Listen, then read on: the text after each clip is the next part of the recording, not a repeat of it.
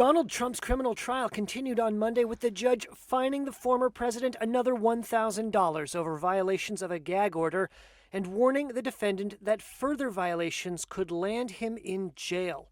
It's not the first time Trump's been held in contempt of court by Justice Juan Merchan, who last week fined Trump $9,000 for the same reason, violating a gag order prohibiting him from making comments about potential witnesses, jurors, or court staff related to his trial.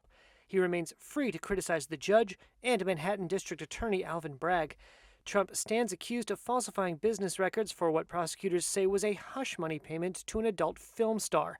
The district attorney alleged that in the waning days of the 2016 presidential election, Trump's former lawyer, Michael Cohen, paid Stormy Daniels $130,000 to keep her quiet about what she claims was a 2006 sexual affair with a former reality TV star.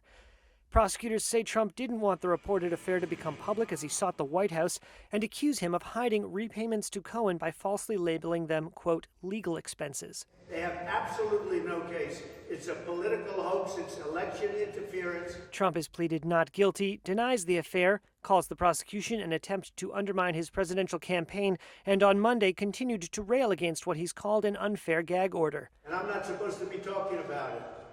But I am allowed to say that the judge has a conflict that like nobody's ever had before. You ought to take a look at it. He's taken away my constitutional right to speak. Prosecutors on Monday, the 12th day of the trial, showed jurors business records documenting payments from Trump to his former lawyer, Cohen.